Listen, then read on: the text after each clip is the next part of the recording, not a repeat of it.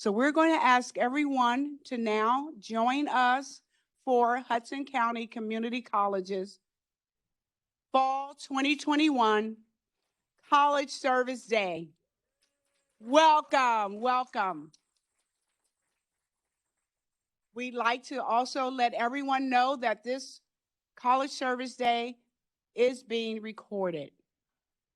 We have a jam-packed schedule, so we need to get on to other things. If you are on the first floor in the culinary building, it is time for you to come up to the Scott Ring Room for those of you who would like to do that. Others, we would ask you to stay in place. All right? So now, without further ado, we would like to bring up Linda Miller to give a faculty welcome. Linda Miller has been at the college for almost 28 years. She has taught so many students and helped them get from ground zero all the way to master's degrees, PhDs, and all kinds of successful careers. And she's going to come and tell you a little bit more about that. Put your hands together again for our faculty member, Linda Miller.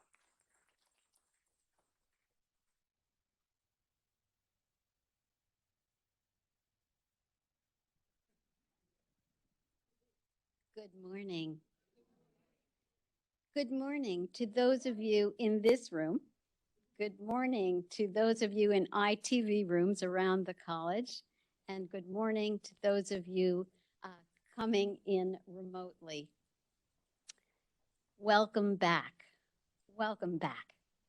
As Lalisa said, I am beginning my 28th year here teaching in the ESL. That is the English as a Second Language program here at HCCC, and I am just as passionate and excited today as I was on my very first day in September 1993. Back then, we didn't have computers, no smart boards, no learning management system or ITV rooms. But though the technology has changed enormously over these decades, our mission has not. We were there then to give students a leg up, to give them confidence in themselves, and to help them improve their lives through the acquisition of skills and knowledge. And that is what we are still doing here today, isn't it?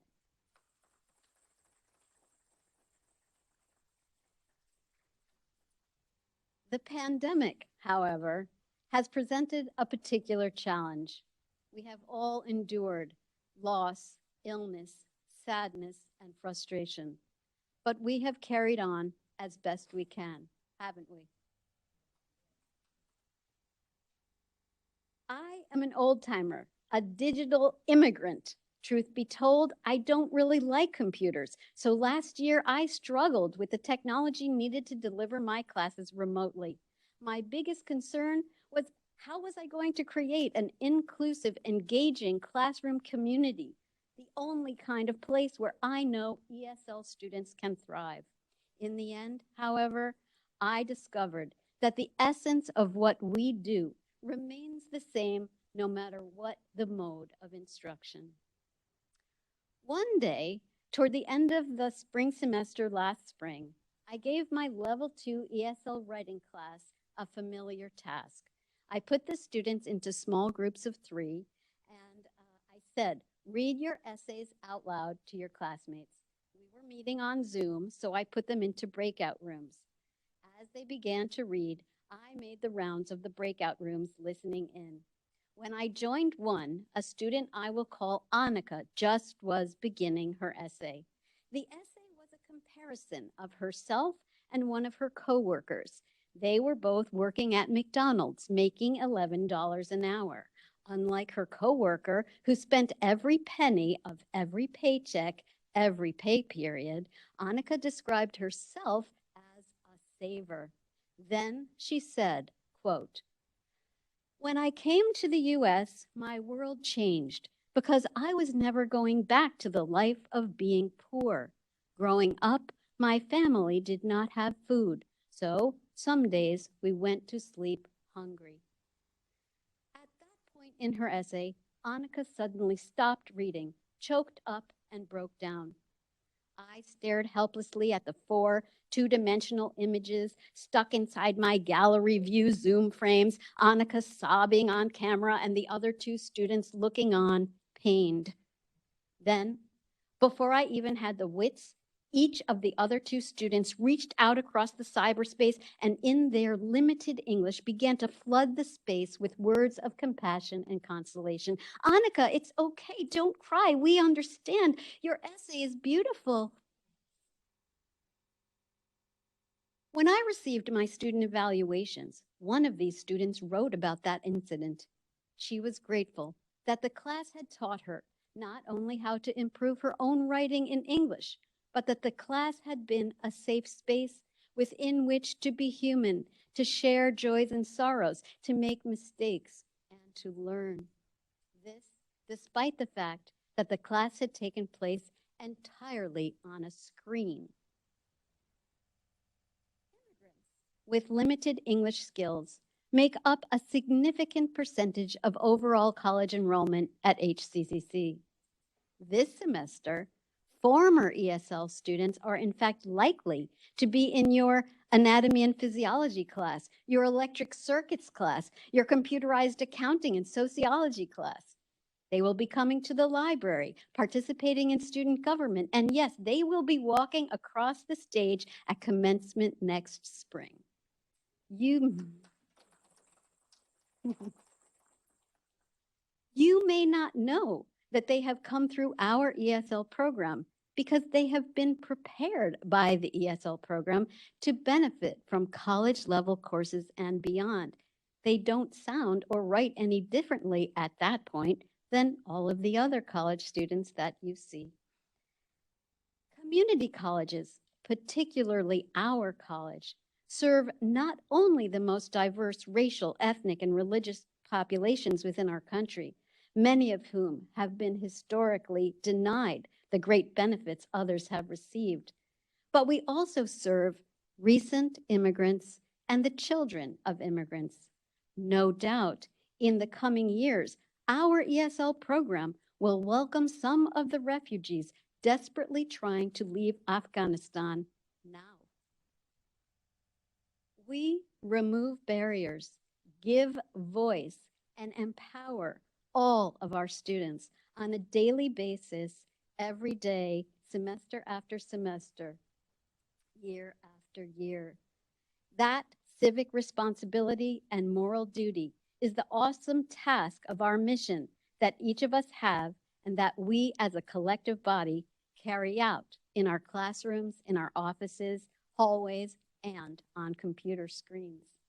Our students deserve not only access to education, but to good, even excellent education that directly serves their needs and helps them achieve their goals. We may have different views on how this is best done, but I'm sure we all agree that is what we are here to do.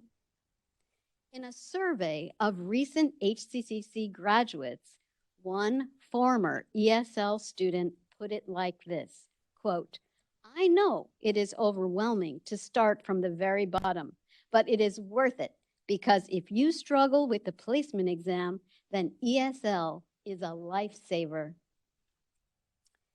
Let us go forth into fall 2021. And yes, let us continue to provide lifesavers, and let us also make sure we teach students how to swim.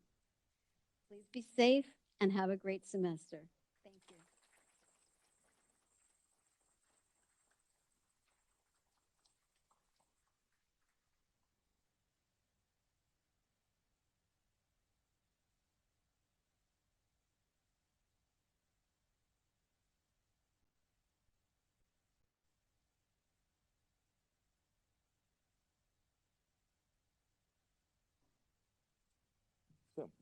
So wonderful to see all of you. I'm noticing a precedent where the speaker isn't wearing the mask while they're speaking. Are you comfortable with my doing that, given the distance here? You know, we're working through our new normal together, and given the distance, it's going to make it a lot easier. Good morning, everybody.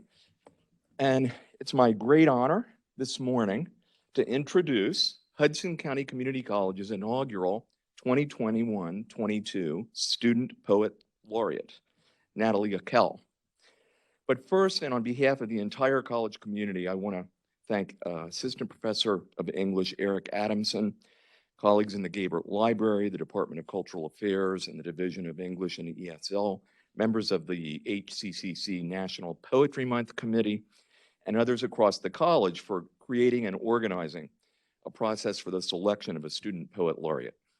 Our inaugural 2021-22 Student Poet Laureate begins a new tradition that will include an annual poetry competition, followed by the selection and announcement of the coming year's Student Poet Laureate each spring. Our Hudson County Community College Student Poet Laureate will be invited to read original poetry at events such as commencement and College Service Day.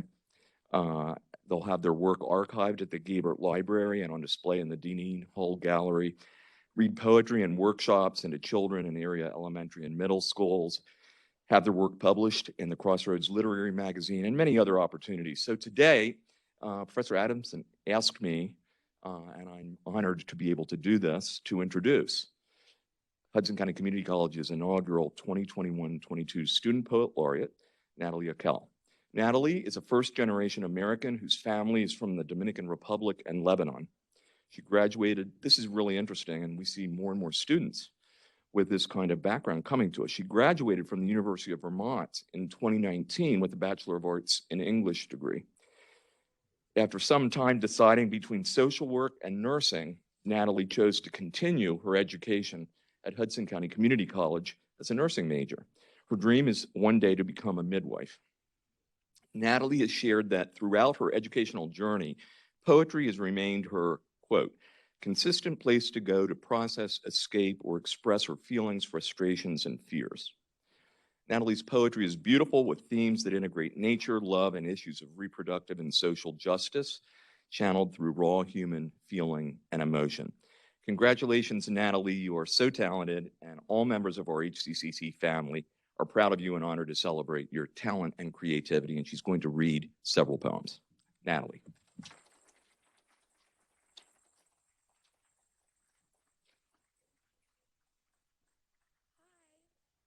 I'm so happy to be here since I started at HCCC in fall of 2020. I've only ever been in the bookstore before, so this is my first time in the building seeing faculty, so it's just really great to be here.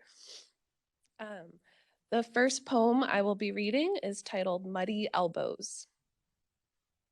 We have come to learn how beautiful that is.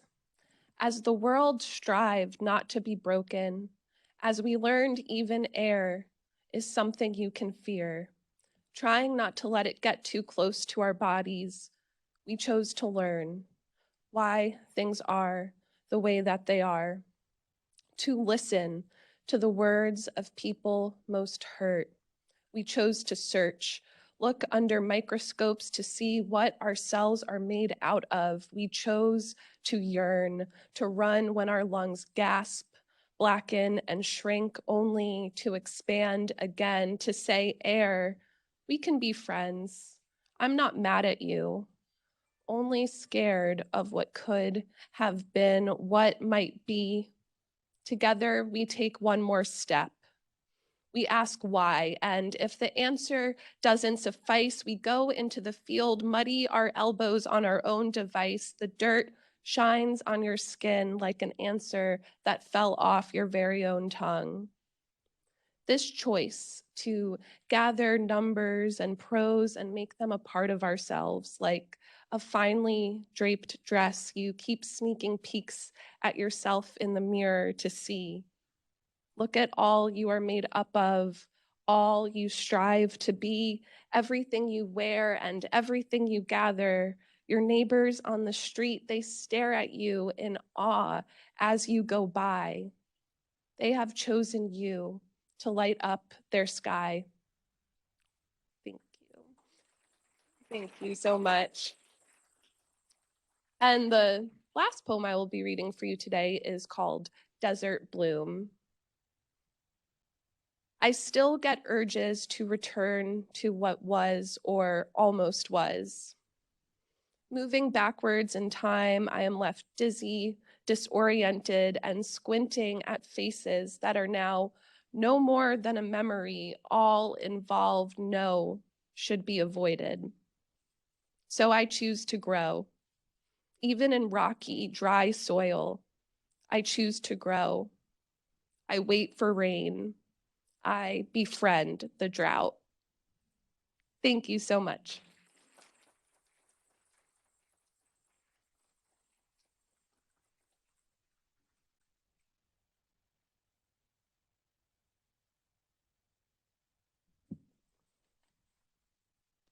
Natalie, thank you so much. Those poems are absolutely beautiful. We look forward to seeing you recite poetry throughout our college life in the coming.